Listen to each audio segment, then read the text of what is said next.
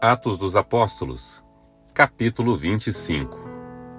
3 dias depois de chegar à província, Festo subiu de Cesareia para Jerusalém, onde os chefes dos sacerdotes e os judeus mais importantes compareceram diante dele, apresentando as acusações contra Paulo. Pediram a Festo o favor de transferir Paulo para Jerusalém contra os interesses do próprio Paulo, pois estavam preparando uma emboscada para matá-lo no caminho.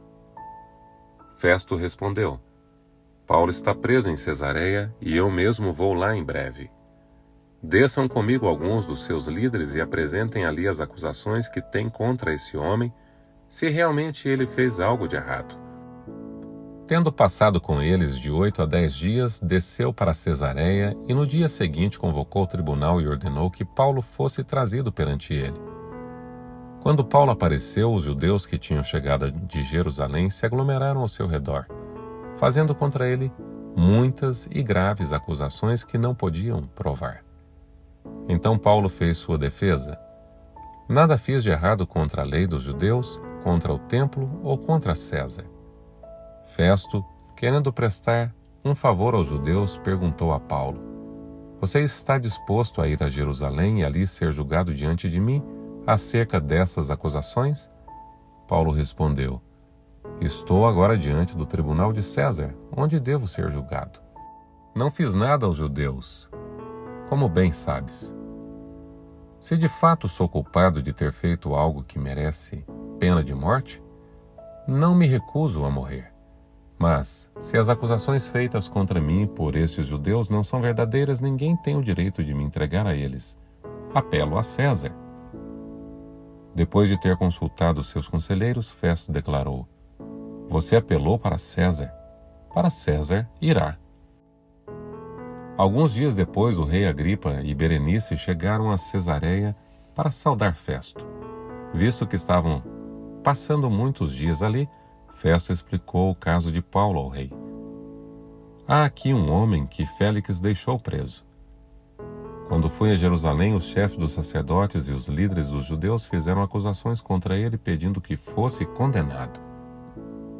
Eu lhes disse que não é costume romano condenar ninguém antes que ele se defronte pessoalmente com seus acusadores e tenha oportunidade de se defender das acusações que lhe fazem. Vindo eles comigo para cá, não retardei o caso. Convoquei o tribunal no dia seguinte e ordenei que o homem fosse apresentado. Quando seus acusadores se levantaram para falar, não acusaram de nenhum dos crimes que eu esperava. Ao contrário, tinham alguns pontos de divergência com ele acerca de sua própria religião e de um certo Jesus já morto, o qual Paulo insiste que está vivo. Fiquei sem saber como investigar tais assuntos. Por isso perguntei-lhe se ele estaria disposto a ir a Jerusalém e ser julgado ali acerca dessas acusações. Apelando Paulo para que fosse guardado até a decisão do imperador, ordenei que ficasse sob custódia até que eu pudesse enviá-lo a César. Então Agripa disse a Festo: Eu também gostaria de ouvir esse homem. Ele respondeu: Amanhã o ouvirás. No dia seguinte, Agripa e Berenice vieram com grande pompa e entraram na sala de audiências com os altos oficiais e os homens importantes da cidade. Por ordem de Festo, Paulo foi trazido. Então Festo disse: Ó rei Agripa, e todos os senhores aqui presentes conosco, vejam este homem.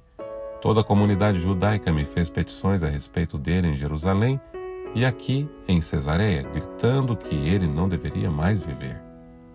Mas verifiquei que ele nada fez que mereça pena de morte. Todavia, porque apelou para o imperador, decidi enviá-lo a Roma. No entanto, não tenho nada definido a respeito dele para escrever a sua majestade. Por isso, eu o trouxe diante dos senhores, especialmente diante de ti, rei Agripa, de forma que, feita essa investigação, eu tenha algo para escrever. Pois não me parece razoável enviar um preso sem especificar as acusações contra ele. Atos dos Apóstolos, capítulo 26. Então Agripa disse a Paulo: Você tem permissão para falar em sua defesa? A seguir, Paulo fez sinal com a mão e começou a sua defesa. Rei Agripa, considero-me feliz por poder estar hoje em tua presença para fazer a minha defesa contra todas as acusações dos judeus, e especialmente porque estás bem familiarizado com todos os costumes e controvérsias deles. Portanto, peço que me ouças pacientemente. Todos os judeus sabem como tenho vivido desde pequeno, tanto em minha terra natal como em Jerusalém. Eles me reconhecem há muito tempo e podem testemunhar, se quiserem, que, como fariseu, vivi de acordo com a seita mais severa da nossa religião. Agora estou sendo julgado por causa da minha esperança no que Deus prometeu aos nossos antepassados. Esta é a promessa que as nossas 12 tribos esperam que se cumpra, cultuando a Deus com fervor dia e noite. É por causa dessa esperança, ó rei, que estou sendo acusado pelos judeus. Porque os senhores acham impossível que Deus ressuscite os mortos? Eu também estava convencido de que deveria fazer todo o possível para me opor ao nome de Jesus, o Nazareno. E foi exatamente isso que fiz em Jerusalém. Com autorização dos chefes dos sacerdotes, lancei muitos santos na prisão e, quando eles eram condenados à morte, eu dava meu voto contra eles. Muitas vezes ia de uma sinagoga para outra a fim de castigá-los e tentava forçá-los a blasfemar. Em minha fúria contra eles, cheguei a ir às cidades estrangeiras para persegui-los. Numa dessas viagens eu estava indo para Damasco com autorização e permissão dos chefes dos sacerdotes. Por volta do meio-dia, ó rei, estando eu a caminho, vi uma luz do céu, mais resplandecente do que a luz do sol, brilhando ao meu redor e ao redor dos que iam comigo. Todos caímos por terra. Então ouvi uma voz que me dizia em aramaico: Saulo, Saulo, por que você está me perseguindo? Resistir ao aguilhão só lhe trará dor. Então perguntei: Quem és tu, Senhor?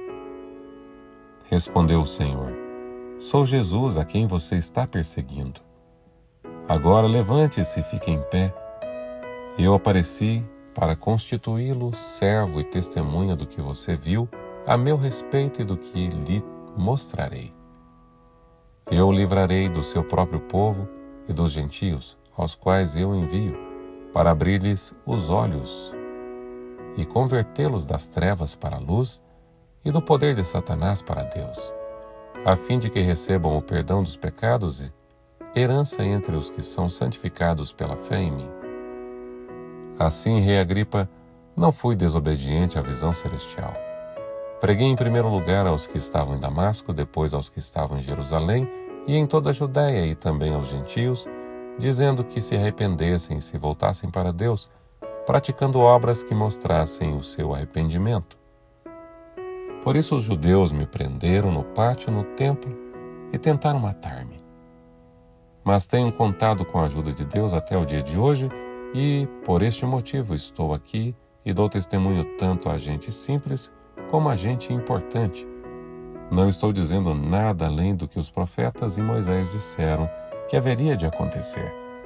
Que Cristo haveria de sofrer e, sendo o primeiro a ressuscitar dentre os mortos, proclamaria luz para o seu próprio povo e para os gentios.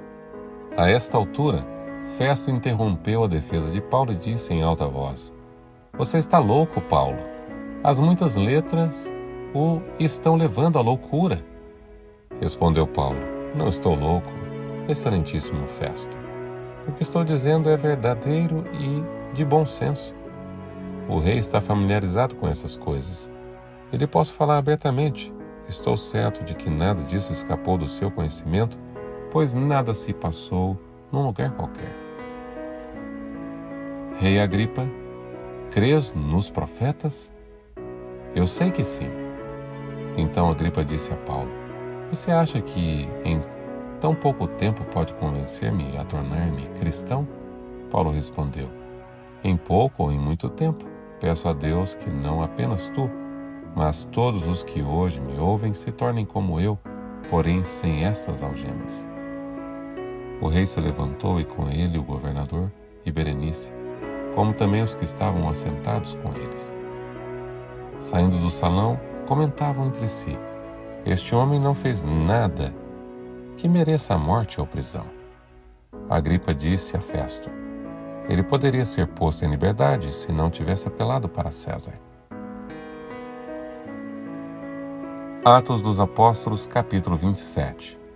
Quando ficou decidido que navegaríamos para a Itália, Paulo e alguns outros presos foram entregues a um centurião chamado Júlio, que pertencia ao regimento imperial. Embarcamos em um navio de Adramítio, que estava de partida para alguns lugares da província da Ásia, e saímos ao mar. Estando conosco Aristarco, um macedônio de Tessalônica. No dia seguinte acoramos em Sidom, e Júlio, num gesto de bondade para com Paulo, permitiu-lhe que fosse ao encontro de seus amigos para que estes suprissem suas necessidades.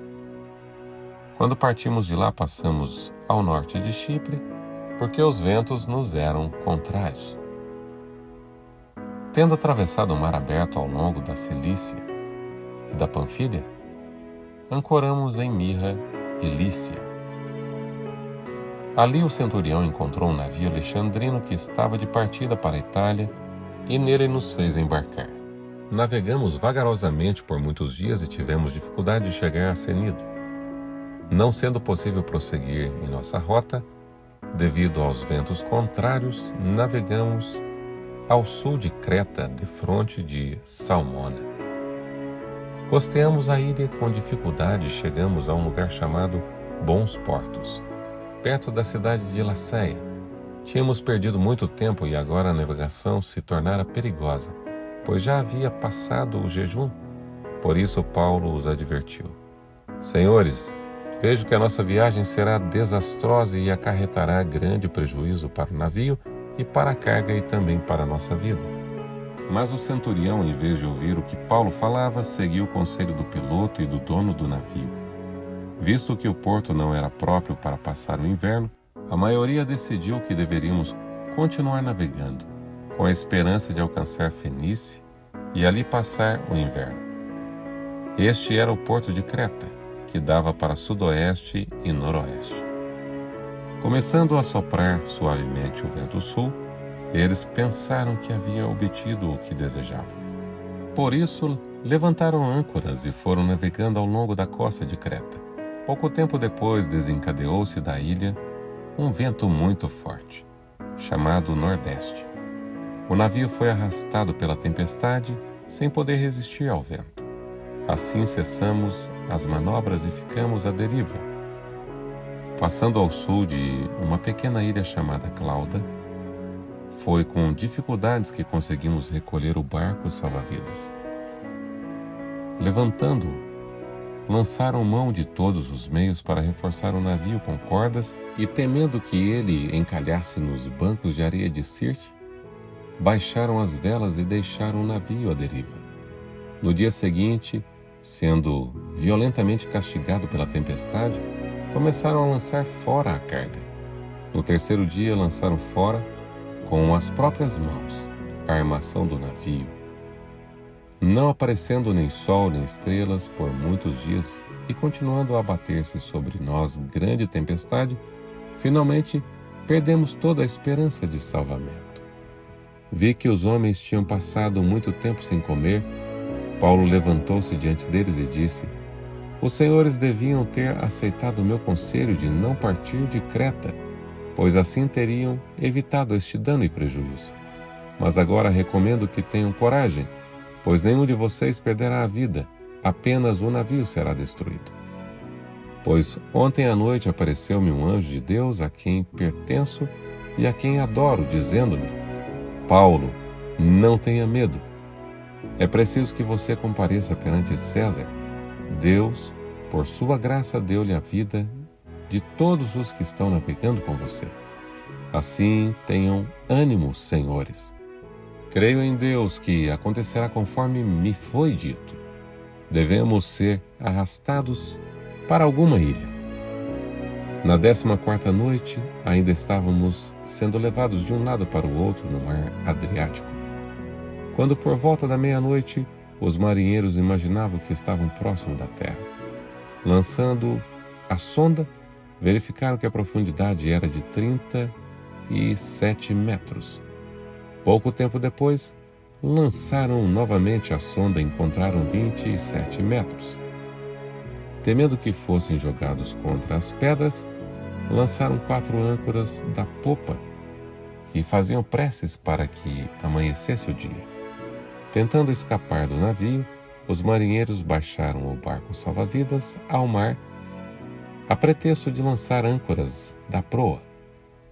Então Paulo disse ao centurião e aos soldados: se estes homens não ficarem no navio, vocês não poderão salvar-se. Com isso, os soldados cortaram as cordas que prendiam o barco salva-vidas e o deixaram cair. Pouco antes do amanhecer, Paulo insistia que todos se alimentassem, dizendo: hoje faz 14 dias que vocês têm estado em vigília constante, sem nada comer. Agora eu os aconselho a comer algo, pois só assim poderão sobreviver.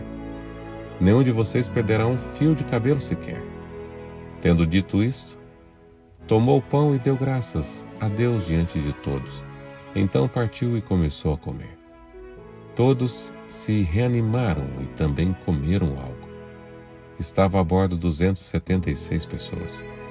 Depois de terem comido até ficarem satisfeitos, aliviaram o peso do navio, atirando todo o trigo ao mar. Quando amanheceu, não reconheceram a terra, mas viram uma enseada com uma praia, para onde decidiram conduzir o navio, se fosse possível. Cortando as âncoras, deixaram-nas no mar, desatando ao mesmo tempo as cordas que prendiam os lemes. Então, alçando a vela de proa ao vento, dirigiram-se para a praia. Mas o navio encalhou num barco de areia onde tocou o fundo. A proa encravou-se e ficou imóvel, e a popa foi quebrada pela violência das ondas. Os soldados resolveram matar os presos para impedir que alguns deles fugissem, jogando-se ao mar. Mas o centurião queria poupar a vida de Paulo e os impediu de executar o plano. Então ordenou aos que sabiam nadar de que lançassem primeiro ao mar em direção à terra.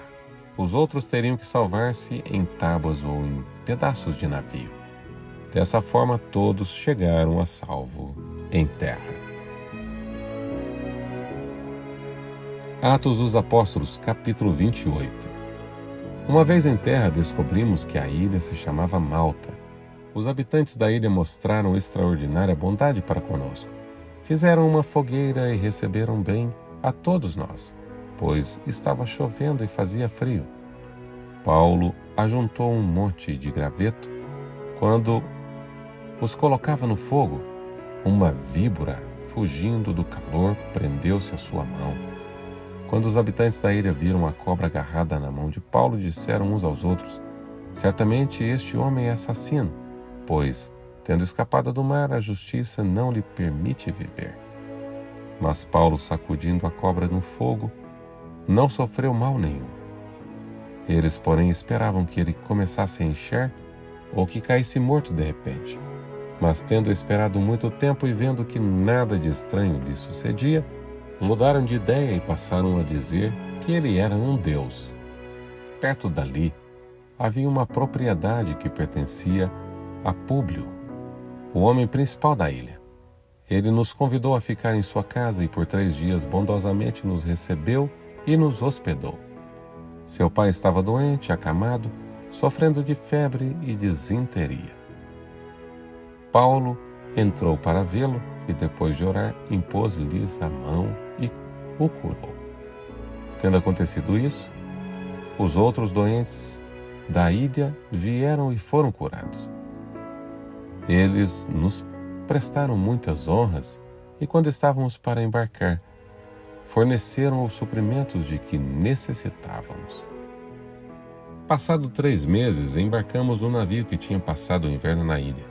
Era um navio alexandrino, que tinha por emblema os deuses gêmeos Castor e Pólux. Aportando em Siracusa, ficamos ali 3 dias. Dali partimos e chegamos a Régio. No dia seguinte, soprando o vento sul, prosseguimos, chegando a Puteoli no segundo dia. Ali encontramos alguns irmãos que nos convidaram a passar uma semana com eles, e depois fomos para Roma. Os irmãos dali tinham ouvido falar que estávamos chegando e vieram até a praça de Ápio e as 3 vendas para nos encontrar. Vendo-os, Paulo deu graças a Deus e sentiu-se encorajado. Quando chegamos a Roma, Paulo recebeu permissão para morar por conta própria sob a custódia de um soldado. 3 dias depois ele convocou os líderes dos judeus. Quando estes se reuniam, Paulo lhes disse: Meus irmãos, embora eu não tenha feito nada contra o nosso povo, nem contra os costumes dos nossos antepassados, fui preso em Jerusalém, entregue aos romanos. Eles me interrogaram e queriam me soltar, porque eu não era culpado de crime algum que merecesse pena de morte. Todavia, tendo os judeus feito objeção, fui obrigado a apelar para César, não, porém, por ter alguma acusação contra o meu próprio povo. Por essa razão pedi para vê-los e conversar com eles. Por causa da esperança de Israel é que estou preso com estas algemas. Eles responderam: Não recebemos nenhuma carta da Judéia a seu respeito, e nenhum dos irmãos que vieram de lá relatou ou disse qualquer coisa de mal contra você. Todavia queremos ouvir de sua parte o que você pensa, pois sabemos que por todo lugar há gente falando contra essa seita. Assim combinaram encontrar-se com Paulo em dia determinado, indo em grupo ainda mais numeroso ao lugar onde ele estava. Desde a manhã até a tarde ele lhes deu explicações e lhes testemunhou do reino de Deus, procurando convencê-los a respeito de Jesus com base na lei de Moisés e nos profetas. Alguns foram convencidos pelo que ele dizia, mas outros não creram. Discordaram entre si mesmo e chegaram a ir embora depois de Paulo ter feito essa declaração final. Bem que o Espírito Santo falou aos seus antepassados por meio do profeta Isaías: Vá a este povo e diga: ainda que estejam sempre ouvindo, vocês nunca entenderão. Ainda que estejam sempre vendo, jamais perceberão. Pois o coração deste povo se tornou insensível, de má vontade ouviram com os ouvidos e fecharam os olhos. Se assim não fosse, poderiam ver com os olhos e ouvir com os ouvidos e entender com o coração e converter-se, e eu os curaria. Portanto, quero que saibam que essa salvação de Deus é enviada aos gentios. Eles a ouvirão. Depois que ele disse isto, os judeus se retiraram, discutindo intensamente entre si. Por 2 anos inteiros Paulo permaneceu na casa que havia alugado e recebia todos os que iam vê-lo. Pregava o reino de Deus e ensinava a respeito do Senhor Jesus Cristo abertamente, sem impedimento algum. O fim do livro Atos dos Apóstolos. Fique firme, lembre-se sempre: nem só de pão viverá o homem, mas de toda palavra que procede da boca de Deus. Até amanhã, se Deus quiser, quando começaremos a leitura de um novo livro.